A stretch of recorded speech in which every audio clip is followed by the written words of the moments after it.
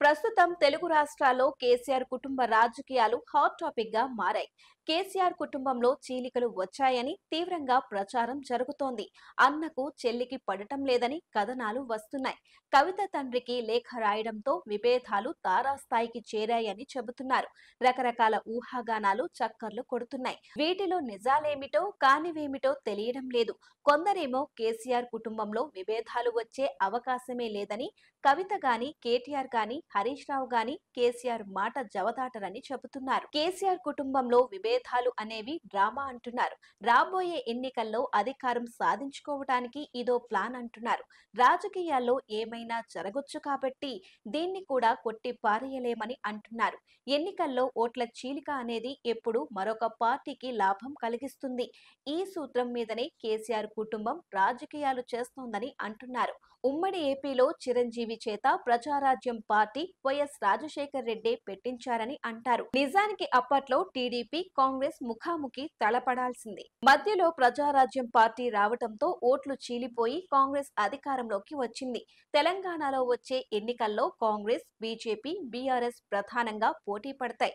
BJP Congress బలమైన పోటీ ఇస్తే బీఆర్ఎస్ అధికారంలోకి రావడం కష్టమవుతుంది. ఇది కేసీఆర్ ఊహించారు. రంగంలో మరో పార్టీ ఉంటే ఓట్లు చీలుతాయి. కవిత లిక్కర్ స్కామ్ కేసులో ఇరుక్కుంది. ఇది కూడా ఎన్నికల ముందు బీఆర్ఎస్ పార్టీకి మైనస్ అని చెప్పవచ్చు. ఈ తరుణంలోనే ఆమెను మళ్లీ పార్టీలోకి ఆహ్వానిస్తే ఇబ్బందులు ఎదురవుతాయి అనుకుంటున్న కేసీఆర్ ఆమె ద్వారానే మళ్లీ అధికారంలోకి రావాలని ప్లాన్ చేసినట్టున్నారు. వచ్చే ఎన్నికల్లో బీఆర్ఎస్ పార్టీ పూర్తి స్థాయి మెజారిటీ సాధించకపోవచ్చు.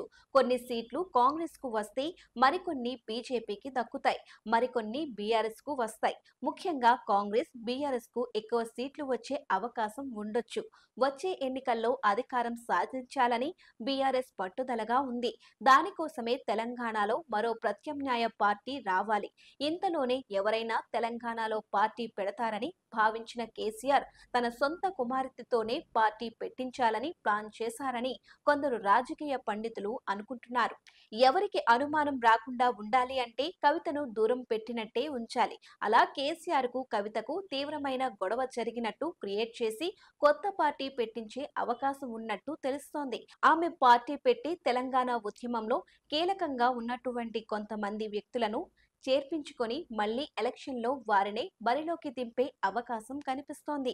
తండ్రి ఏ విధంగా ఉద్యమ భావచలంతో అధికారంలోకి వచ్చారో కవిత కూడా ఉద్యమ స్ఫూర్తితోనే పార్టీ పెట్టి కొన్ని సీట్లు సాధించాలని ప్రయత్నం చేస్తున్నట్టు తెలుస్తోంది.